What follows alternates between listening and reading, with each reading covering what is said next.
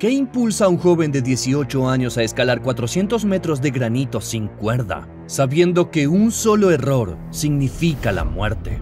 Grant Klein se había escapado de Texas a los 16 años. Estaba obsesionado con los imponentes acantilados de Yosemite y con las leyendas que lo escalaban sin cuerdas. Su pasión era pura y su habilidad inmensa, pero en el free solo la pasión no siempre es suficiente. Esta es la historia de cómo el sueño supremo de un joven escalador lo llevó al sacrificio definitivo. La historia de Grant no comienza en las montañas, comienza en las llanuras planas de Frisco, Texas, una ciudad al norte de Dallas. Rodeado de suburbios, creció como un chico creativo, decidido y con un espíritu inquieto. Era el tipo de niño que se salía por las ventanas y se sentaba en el tejado por las noches. Una pequeña señal temprana de una atracción interior por una perspectiva distinta. Un mundo visto desde arriba. A los 14 años esa atracción encontró dirección y Grant entró al gimnasio de escalada Canyons Rock Climbing Gym en Frisco. Y en ese mundo de presas de colores y aire cubierto de magnesio, su vida encontró un propósito. La escalada era la forma en la que Grant se conectaba al mundo. Encontraba sentido al superar sus propios límites y una paz profunda en la concentración silenciosa que exigía la pared. Su entrega fue inmediata y total. Durante su primer año de preparatoria empezó a trabajar en el mismo gimnasio donde nació su sueño, ahorrando para comprarse su propio equipo de escalada al aire libre. No estaba jugando a ser escalador. Estaba construyendo una nueva identidad, pieza por pieza, dólar por dólar. Su mundo, que antes giraba en torno a la escuela y las responsabilidades familiares en Texas, empezaba a reorganizarse en torno a algo mucho más poderoso: el Parque Yosemite. Grant se volvió un estudiante de las leyendas del valle. Se devoraba documentales de escalada como Valley Uprising y Free Solo, obligando a su familia a verlos con él una y otra vez. A través de la pantalla era transportado a un mundo de granito colosal, escaladores legendarios y una forma de vida que parecía pura y libre. Se enamoró no solo de la roca, sino del mito de Yosemite, un lugar donde la gente lo dejaba todo por su pasión, viviendo una existencia simple y enfocada a los pies de los acantilados más grandes del mundo. Estaba absorbiendo una historia poderosa, una en la que deseaba desesperadamente entrar y hacer la suya, y ese sueño se convirtió en el principio organizador de su vida. En la escuela demostraba una mente creativa y aguda, pero su objetivo real era llegar a California, dar el salto de soñar con Yosemite a vivir realmente allí. Para acelerar el proceso, se esforzó por graduarse un semestre antes en la preparatoria Centennial, terminando en diciembre de 2014. Estaba impaciente por comenzar su verdadera vida. Con solo 16 años, la atracción de Grant hacia Yosemite era tan fuerte que no pudo esperar permiso. Le pidió a sus padres Jennifer y Jeff que lo dejaran pasar el verano viviendo como dirtbag en el valle. El término dirtbag es una insignia de honor en el mundo de la escalada. Describe un estilo de vida de entrega total, en la que los escaladores viven con lo mínimo posible, en tiendas, coches o incluso cuevas, para pasar cada momento despierto en la roca. Una filosofía nacida en el mismo campamento 4 de Yosemite hace décadas. Los padres de Grant, preocupados por su joven hijo, le dijeron que no, pero el sueño era demasiado fuerte para ser negado. Grant se escapó y se fue directo al valle. Sus padres tuvieron que usar la app Find My Friends en su teléfono para localizarlo. Fue una señal de que estaba dispuesto a romper las reglas para llegar al lugar al que sentía que pertenecía. Esa misma aplicación del teléfono que usaron sus padres para traerlo de vuelta, más tarde jugaría un papel trágicamente distinto en su historia. Cuando Grant finalmente probó por primera vez el granito real de Yosemite, quedó claro que tenía un talento natural poco común. Solo había escalado en muros artificiales de gimnasio y no tenía experiencia usando el equipo especial de protección necesario para las escaladas tradicionales. Un escalador experimentado llamado Mason lo llevó a escalar una grieta y le preparó la cuerda. A pesar de su inexperiencia, Grant lo hizo increíblemente bien. Mason quedó impresionado, señalando que Grant no solo era fuerte y talentoso, sino también creativo en sus movimientos sobre la roca. Las habilidades que había perfeccionado sobre el plástico se trasladaron instantáneamente a la piedra con la que había soñado durante tanto tiempo. Rápidamente se sumergió en la cultura y Mason le mostró cómo ducharse en el histórico Campamento 4, el hogar no oficial de la comunidad escaladora de Yosemite. Conoció a otros escaladores veteranos de las grandes paredes del valle y estaba viviendo la vida que había visto en las películas, convirtiéndose en parte de la tribu que había idolatrado desde lejos. Pero incluso mientras vivía su sueño, un momento de vulnerabilidad mostró que seguía siendo solo un adolescente lejos de casa. Al final del verano, Grant tuvo que regresar a Texas para terminar la preparatoria, pero Yosemite lo había cambiado para siempre. Ya no se sentía satisfecho con su antigua vida.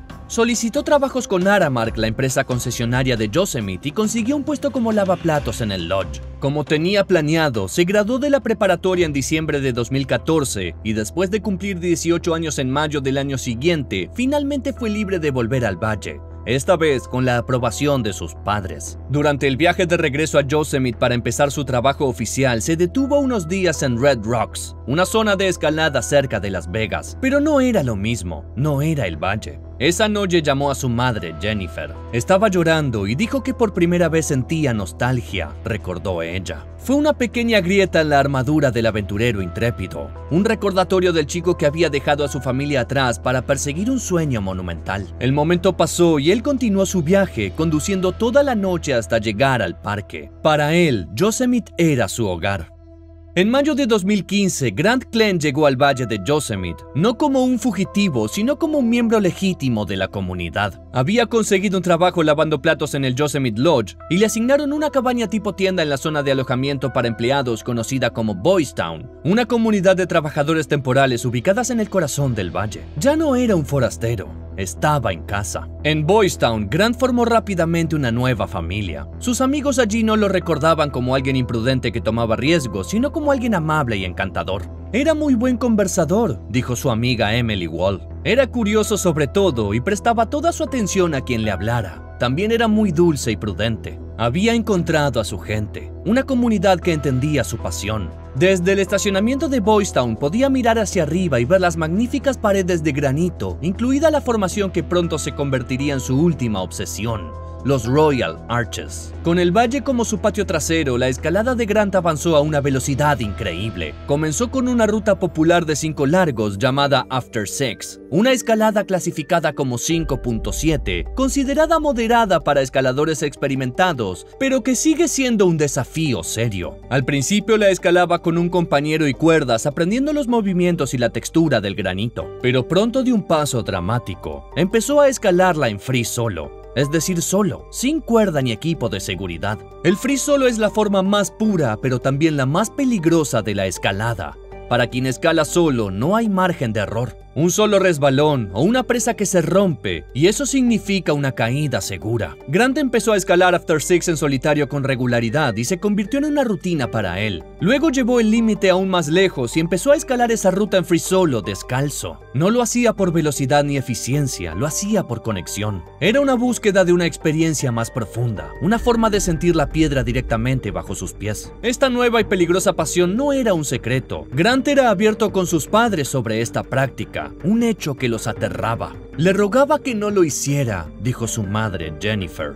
Pero Grant intentaba explicar su motivación, una razón que iba más allá de la simple adrenalina. Le dijo que para él, escalar en solitario se había vuelto algo natural, que lo hacía sentir muy pequeño como parte de algo mucho más grande. Esa era la esencia de su búsqueda. En las vastas paredes verticales de Yosemite encontró una nueva perspectiva, una forma de conectar con el inmenso poder del mundo natural. Era una búsqueda profundamente personal, casi espiritual. Su confianza crecía con cada ascenso exitoso. Su talento natural, perfeccionado por una cultura que celebra superar los límites, ahora se alimentaba de una poderosa filosofía personal. Esa combinación creó un impulso peligroso que lo empujaba a buscar un desafío mayor. Ahí es cuando puso la mirada en los Royal Arches, una ruta enorme de unos 430 metros de altura con 16 largos, más de 3 veces la longitud de After Six. Lo vieron explorando la ruta de noche y dijo que planeaba hacer una recon de free solo, una escalada exploratoria para ponerse a prueba en la pared. Planeaba subir más allá de una sección difícil conocida como The Pendulum y luego descender. Era un objetivo calculado, pero representaba un salto monumental de dificultad y compromiso. Era un salto del que no habría retorno. La noche del 5 de junio de 2015 fue tranquila en Boys Town. Grant Klein terminó su turno lavando platos y pasada la 1 de la madrugada del 6 de junio, regresó a la cabaña tienda que compartía con su amigo Kelvin. En las últimas horas antes de su última escalada, Grant se acomodó para leer un libro de Royal Robbins, uno de los padres fundadores de la escalada en Yosemite y el mismo hombre que dio nombre a la ruta que planeaba intentar. En un simple acto de amabilidad, colocó su linterna frontal detrás de su botella Nalgene, transformando la luz intensa en un resplandor suave y difuso para no mantener despierto a su amigo. Un pequeño gesto considerado del joven atento y amable que sus amigos conocían. En la oscuridad antes del amanecer, Grant salió de la cabaña y nadie lo vio marcharse. Fue directo a los Royal Arches, una colosal formación de granito que se eleva desde el bosque como una serie de enormes olas de piedra. La ruta es un recorrido histórico y complejo hacia lo alto del muro, un rompecabezas vertical de más de 400 metros, resuelto por primera vez en 1936. Comienza con una chimenea pulida y resbaladiza y serpentea entre repisas, grietas y paredes empinadas. Más arriba presenta el famoso Pendulum, un largo péndulo que cruza una sección lisa de roca que la mayoría de los escaladores realiza con la seguridad de una cuerda. Pero para un free soloist, cada movimiento exige una ejecución perfecta. La exposición es inmensa. El suelo del valle se pierde bajo los pies. A medida que el sol se levantaba y el día avanzaba, Grant no regresaba. De vuelta en Boys Town, sus amigos Chris y Kelvin empezaron a preocuparse. Sabían cuál era su plan. Cuando la tarde se convirtió en noche, la preocupación se transformó en miedo. Algo estaba mal. Corrieron hasta los Arches y comenzaron a buscar gritando el nombre de Grant hacia el vasto y silencioso espacio. Sus voces resonaban contra el granito, pero no hubo respuesta. Vieron a un par de escaladores descendiendo en rapel por la ruta, pero no habían visto a nadie que coincidiera con la descripción de Grant. El sol empezó a ponerse proyectando largas sombras sobre el valle y un frío miedo se apoderó de ellos. Los amigos regresaron a Boys Town cuando cayó la oscuridad. El equipo de búsqueda y rescate de Yosemite, conocido como YOSAR, fue notificado y comenzó una investigación oficial. A las 9:30 de la noche el teléfono de Chris sonó. Era YOSAR. Le dijeron que habían encontrado a Grant y que para localizarlo habían usado una herramienta que les ahorró lo que pudo haber sido un día entero de búsqueda. La aplicación Find My Friends. Era la primera vez que el equipo de rescate usaba esa aplicación en una recuperación. La misma tecnología que sus padres habían usado años antes para encontrar a su hijo fugitivo y traerlo a casa a salvo, ahora había guiado a los rescatistas hacia un descubrimiento devastador. La noticia era la peor imaginable. Grant había muerto. Su cuerpo fue encontrado al pie del acantilado, pero el lugar contaba su propia historia. No lo hallaron en la ruta de los Royal Arches. Fue descubierto debajo de una formación conocida como The Cobra, unos 250 a 300 metros al este del primer largo de la ruta. Estaba significativamente fuera del recorrido. Lo que ocurrió en esos momentos finales es desconocido. Si cometió un error de orientación en la base o si resbaló mientras cruzaba el terreno inclinado y traicionero para llegar al inicio de la escalada, nadie puede decirlo con certeza. El silencio de los Royal Arches guardó la última y trágica respuesta. En los días posteriores a la tragedia, el jefe del programa de búsqueda y rescate de Yosemite, Jack McGahey, tuvo la difícil tarea de llamar al padre de Grant, Jeff. McGahey también era padre y se sintió profundamente afectado por la pérdida de aquel joven de 18 años tan lleno de vida. Describió la caída de Grant como un error, un término usado en la comunidad escaladora para describir un fallo fatal de juicio o ejecución. La familia Klein decidió enfrentar el dolor no alejándose de la pasión de Grant, sino intentando comprenderla. El día que supo del fallecimiento de su hermano, Sidney escribió en su diario un pasaje de asombrosa lucidez. Creo que esa es la belleza de la naturaleza humana, cuando una pasión corre tan profundo que la lógica y la razón desaparecen y el miedo ya no puede tocar ni el cuerpo ni la mente. Sus palabras ofrecían una ventana al espíritu de su hermano, presentando su acto final no como un fracaso de la razón, sino como la expresión de un amor tan poderoso que trascendía el miedo. El amor de la familia por Grant era tan ilimitado como el suyo por las montañas. Aunque estaban recogiendo los pedazos de su mundo destrozado, planearon regresar a Yosemite, el lugar que había llamado a su hijo con tanta fuerza. Su madre Jennifer compartió una creencia espiritual profundamente hermosa sobre la conexión de Grant con el valle. Grant sentía un gran llamado hacia Yosemite. Creo que ya había estado allí antes y que volverá otra vez.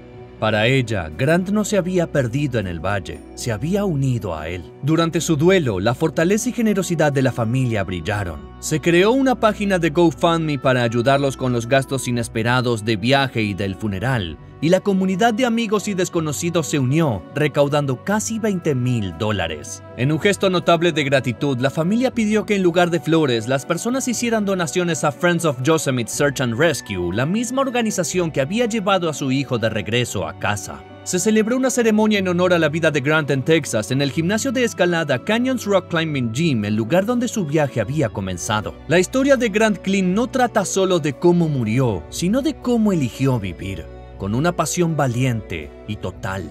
Vino a Yosemite para sentirse pequeño bajo sus imponentes acantilados y al final se convirtió en una parte permanente del lugar que más amaba, un eco en la piedra.